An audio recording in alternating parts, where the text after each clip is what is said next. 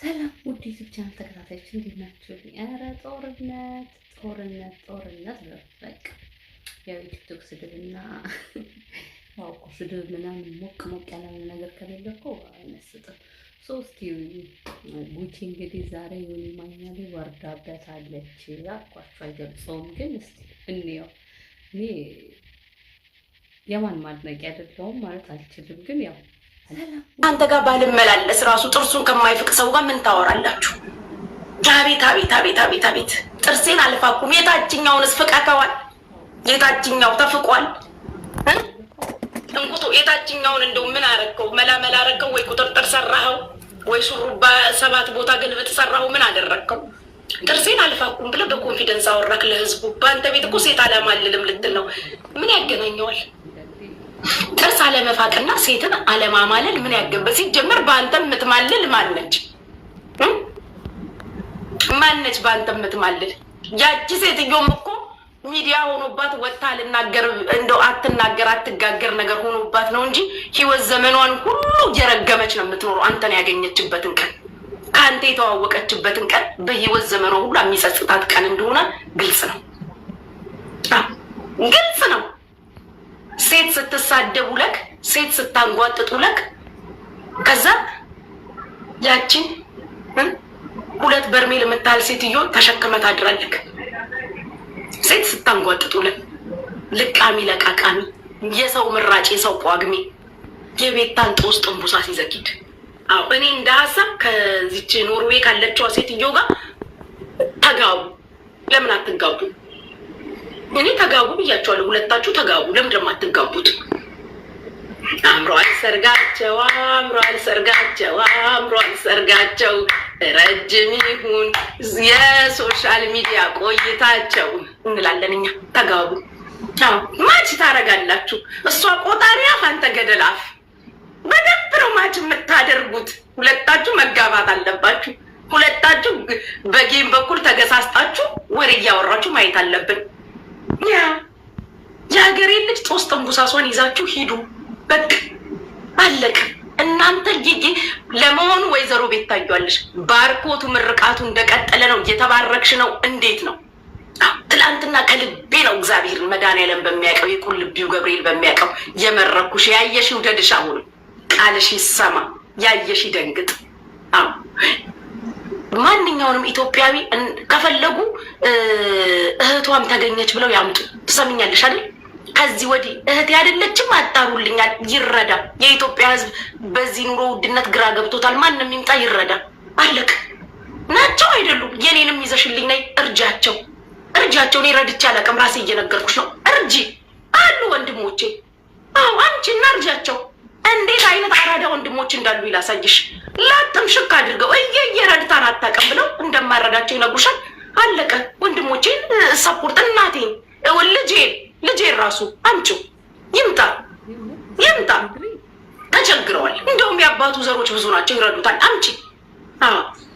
አምጪ ብዬሻለሁ። ዘንድሮ ቀን ልቃሚ ለቃቃሚ ንፍጣም ያለች ደግሞ ከአንቺ ወዲህ ንፍጣም በትርምጥምጥ ማነው ባሽ ይፈራሻል። እና ክብርሽ ብለን እንጂ እኛም የድሬዳዋ ልጆች እኮ መሀል ገንደ ቆሬ እናቀምስሻለን። ተቀምሻለሽ። አለቀ።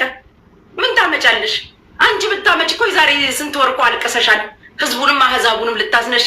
የቲክቶክ ማህበረሰብ ባይዘው አትድከሚ እንጂ ኢነርጂሽን አጨርሺ። 3 ሳምንት ነው። በጣም ሩቅ ከሄደ በመሀሉ ከባድ አጀንዳ ይመጣና አንቺም ትረሻለሽ፣ እኛም እንረሳለን። አለቀ። አዝንቡልኝ ነው፣ አናዘንብም።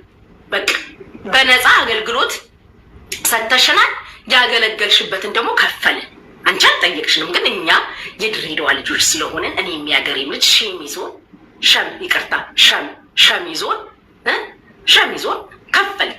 ላገለገልሽበት 16 ሰዓት በየቀኑ ለ3 ሳምንት በየቀኑ ከስራ እየቀረሽ 16 ሰዓት ሙሉ ለእኛ እንደ ብሔራዊ መዝሙር ለዘመርሽበት ከፈልን።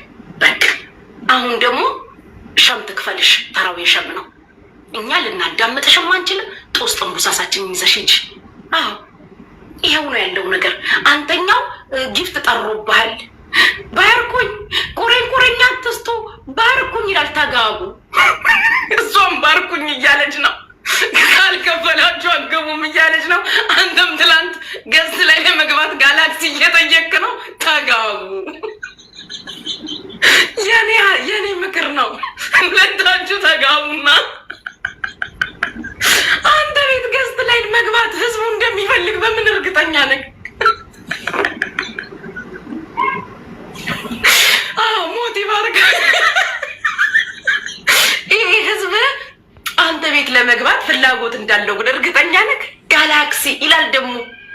ጋላክሲ ስጡኝ።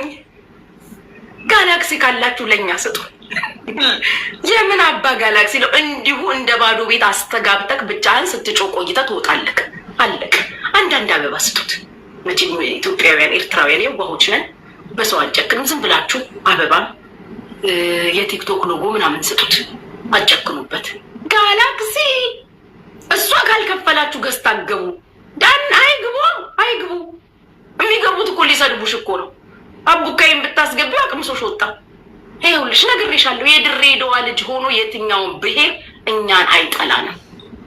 አንቺ እኮ ስላላደግሽበት ነው። አልኖርሽበትም፣ አታውቂውም፣ አያውቅሽም። ማህበረሰቡ አያውቅሽም፣ አታውቂውም። ሀረር የት ሰፈር ነሽ? የት ሰፈር ነሽ? ሀረር የት ነሽ? ስለዚህ ጦሳችንን ጠንቡሳሳችን ይዘሽ ሂጂ። ልቃሚ ለቃቃሚ ኮተታ ቁልፋፍ ከየት ነው የመጣችብን ልጅ? ቆጣሪ አፍ ደረዛ ሂጂ። ልጋግሽን አጎትችብን እዚህ የለም። አናዘንብም። እስኪ አናዘንብም በሉ። ላይቭ ስትገባ ራሱ ጋይስ አናዘንብም እያላችሁ ጻፉላት። አናዘንብም በቃ። ቤታ እየተጠመደችው አዝንቢ ነው ወይ ጊፍት አዝንቢ ወይ ቪዩ አዝንቢ። ቪዩ እንዲዘንብ ቤታ ሄዳ ገስት ላይ ስትንጠለጠል ቪዩ ይዘንባል። ገባችሁ? ለቤታ ብትሰጡ ራሱ የእሷ ቤት ይቆርጣል። 30% ታገኛለች። ገባችሁ? አዝንቡ ነው። አናዘንብም በሏት።